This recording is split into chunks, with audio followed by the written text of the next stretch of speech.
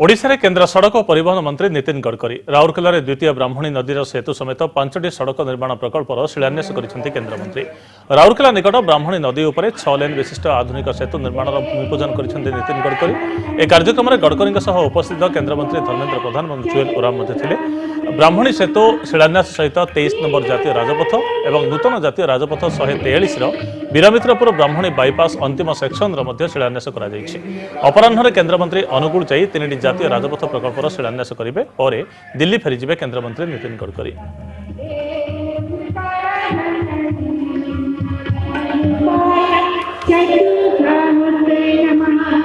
केंद्रमंत्री नितिन गडकरी आज आसी पहुंचते ओडिशा रे एवं राउरकेला रे ब्राह्मणी नदीर द्वितीय सेतुर शिलान्यास करिसेंति भूमि पूजन करा जायछि।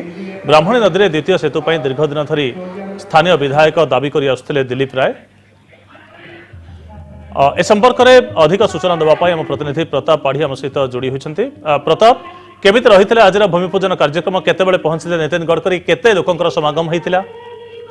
देखु सामान्य विलंब होता पूर्व निर्धारित कार्यक्रम जो थिला 11टा बेले किंतु 11:40 रे गडकरी एवं अन्य दुई केंद्र मंत्री सहित एक स्वतंत्र विमान राउरकेला विमानबंदर पहुंचले एवं से सेठारु सीधा सड़क जो कार्यक्रम स्थल अच्छी बालुघाट रुतला पड़िया सेठारे पहुंचले एवं तापर भूमि पूजन कार्यक्रम होता भूमि पूजन कार्यक्रम पर संबोधन देते 3 ରୁ 4 हजार दर्शकों भिड़ होता से सेठारे स्पष्ट भाव कहते जो प्रोजेक्ट अच्छी आर समय सीमा रखाई 30 मास किंतु 30 मास यथेष पूर्व संभवतः 2 वर्ष भितर काम संपूर्ण हो प्रतिश्रुति से देते जेहेतु प्रतिष्ठित संस्था टेंडर पाई तार विश्वसनीयता आगुरी प्रमाणित हो सारी तेणुक खूब शीघ्र 2 वर्ष भितर ही कार्य संपन्न हो एवं तारी भितर भाषण से आउ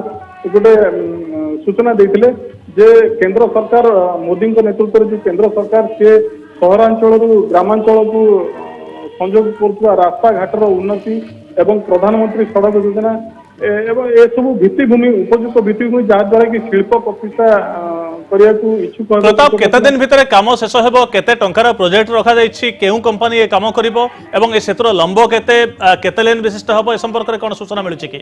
देखंतु जो सेतुटी अछि 6 लेन विशिष्ट हबो एवं 6 लेन विशिष्ट एवं टोटल सेतुर दैर्घ्य जहाँ अच्छी आम पाखे एपर्यंत सठिक भाव में तथ्य ना तेज टोटाल अच्छी 29 किलोमीटर से नहीं वीरमित्रपुर पर्यंत एवं सेटा टोटाल 381 कोटी 75 लाख टंकार प्रकल्प एवं एटा 24 मास भितर संपूर्ण करने को प्रतिश्रुति देते गडकरी।